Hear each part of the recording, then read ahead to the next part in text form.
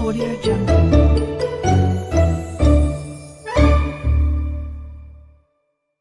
आज रानी का बाहर घूमने का बहुत मन कर रहा था, इसलिए जैसे ही उसका पति रोहित ऑफिस से लौटा तो रानी ने उसे दरवाजे पर ही रोक लिया। रोहित, मेरा आज बाहर घूमने का बहुत मन कर रहा है, लेकिन चलो आज हम मॉल में घूमने जाते हैं और आज रात का खाना हम बाहर ही खाएंगे। पर रानी, मैं अभी अभी ऑफिस से लौटा हूँ और बहुत थक भी गया हूँ। हम एक काम करते हैं, हम संडे को घूमने चलते हैं। संडे आने में तो अभी 2 दिन बाकी हैं। मैं सारा दिन घर में रहकर बोर हो जाती हूँ। मुझे तो आज घूमने के लिए ले ही जाना पड़ेगा।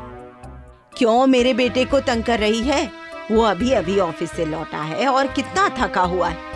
आ बेटा, मैं तुझे खाना खिलाती हूँ। ऐसा कहकर मंगला अपने बेटे को अंदर खाना खिलाने ले गई। ये देखकर रानी को बहुत गुस्सा आया। सासू माँ, आपने मेरा घूमने का प्लान खराब करके अच्छा नहीं किया। अब देखो मैं क्या करती हूँ।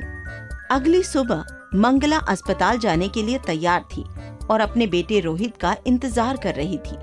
तभी रानी वहाँ आई। अरे सासू माँ, आप अभी तक अस्पताल नहीं गई? मैं अपने बेटे का इंतजार कर रही हूँ, पर आपका बेटा तो सुबह ही चला गया। असल में मुझे अपनी नई साड़ी का ब्लाउज सिलने के लिए देना था, पर उसके लिए मुझे बहुत दूर जाना पड़ता। इसलिए मैंने रोहित से कहा कि वो ऑफिस जाते हुए रास्ते में दर्जी को ब्लाउज का कपड़ा देता हुआ जाए, पर मैंने उससे कहा था कि आज मुझे अस्पताल जाना है। कोई बात नहीं, आप ऑटो रिक्शा से चले जाओ। इस तरह सास बहू में रोहित के समय को लेकर खींचतान चलती रहती थी। ऐसे ही एक बार रानी और मंगला दोनों के मायके में शादी का फंक्शन था और दोनों ही उस शादी में रोहित के साथ जाना चाहती थी। सासू माँ, रोहित मेरे साथ मेरे मायके के फंक्शन में ही जाएगा। अच्छा होगा कि आप अकेले ही अपने मायके की शादी में चली जाओ। कहीं रोहित के साथ जाने के चक्कर में आप शादी में ही ना जा पाओ। मैं अपने बेटे को जानती हूँ, वो मेरे साथ ही जाएगा। इसलिए मेरी चिंता छोड़ो और तुम अकेले अपने मायके की शादी में जाने की तैयारी करो। अब ये तो शाम को जब रोहित ऑफिस से लौटेगा तभी पता चलेगा कि कल वो हम दोनों में से किसके साथ शादी में जाएगा। शाम को जब रोहित ऑफिस से लौटा तो रोहित को कुछ समझ नहीं आया कि वो उन्हें क्या जवाब दे।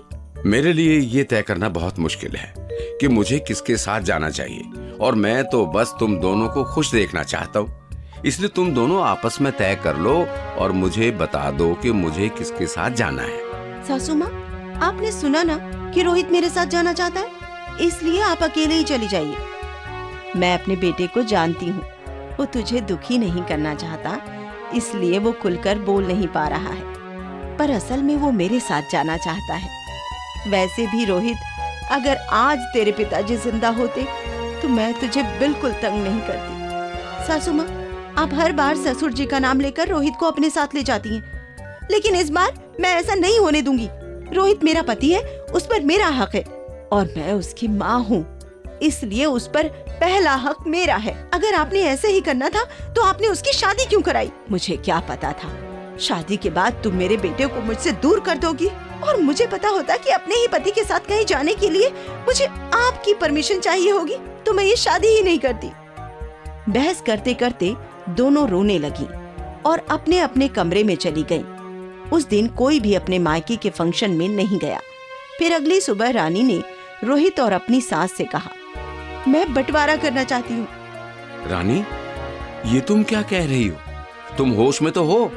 इतनी छोटी सी बात के लिए तुम इस घर का बंटवारा करना चाहती हो?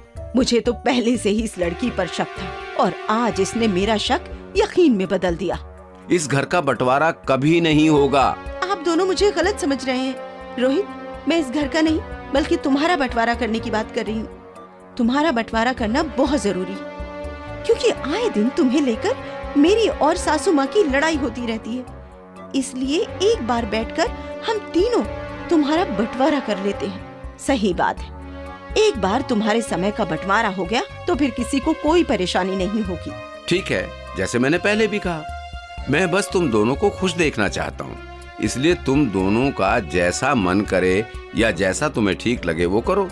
ठीक है, तो आज से रोहित सुबह 6 बजे से लेकर शाम को 6 बजे तक मेरे साथ रहेगा और तुम उसे अपना कोई भी काम करने के लिए नहीं कहोगी।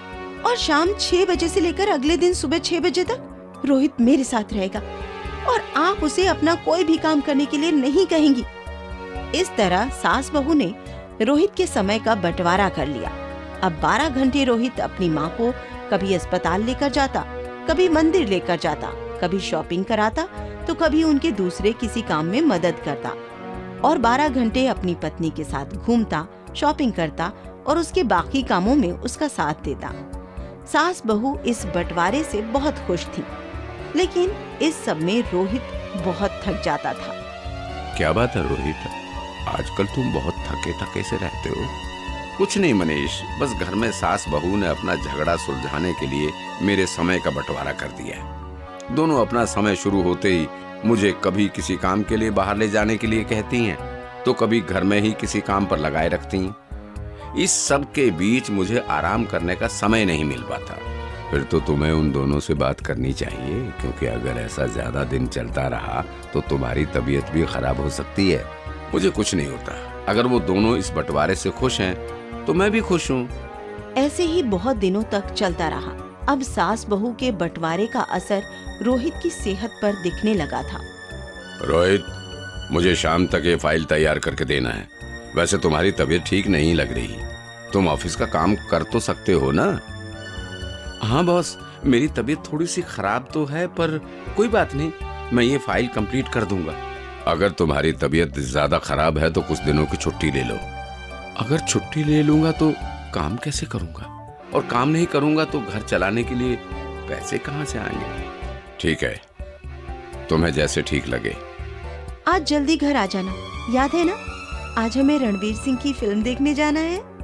हाँ हाँ याद है, तुम चिंता मत करो, मैं आज समय से घर आ जाऊंगा। जल्दी से ये काम खत्म कर लेता हूँ, फिर शाम को रानी को फिल्म दिखाने भी ले जाना है। तभी अचानक रोहित की तबीयत बहुत खराब हो गई और वो बेहोश होकर गिर पड़ा। ऑफिस के लोगों को पता चला तो वो उसे हॉस्पिटल ले गए और उन्होंने रोहित की माँ और पत्नी को भी फोन करके हॉस्पिटल बुला लिया। रोहित, डॉक्टर साहब, क्या हुआ मेरे रोहित को? रोहित बेहोश कैसे हो गया?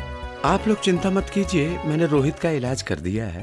असल में आराम ना मिलने के कारण उसका शरीर अंदर से बहुत कमजोर हो गया था, जिस कारण वो बेहोश हो गया।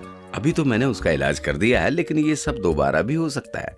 इसलिए मैं आप दोनों को ये सलाह दूंगा कि आप रोहित के खाने पीने के साथ साथ उसके आराम का भी ध्यान रखिए। डॉक्टर की बात सुनकर सास बहू को अपनी गलती का एहसास हुआ और वो दोनों रोने लगी। सासू माँ, ये सब हमारी वजह से हुआ है। हमने रोहित के समय को आपस में इस तरह से बांट लिया कि उसके पास आराम करने का समय ही नहीं बचा। हाँ बहू, हमने अपने चक्कर में रोहित के बारे में सोचा ही नहीं कि उसे क्या चाहिए, और वो बेचारा बस हमारे बारे में ही सोचता रहा। बस यही कहता रहा कि मैं बस आप दोनों को खुश देखना चाहता हूँ। आपने सही कहा सासू माँ, ये सब हमारे बंटवारे की वजह से हुआ। मैं ये बंटवारा अभी खत्म करती हूँ। मैं भी ये बंटवारा खत्म करती हूँ। आज से हम रोहित के समय को आपस में नहीं बांटेंगे, बल्कि अपना सारा समय रोहित का ध्यान रखने में लगाएंगे। इस तरह सास बहू ने पहले रोहित के समय का बंटवारा कर लिया और फिर समझ आने पर रोहित के समय का बंटवारा खत्म कर अपना सारा समय रोहित के नाम कर दिया।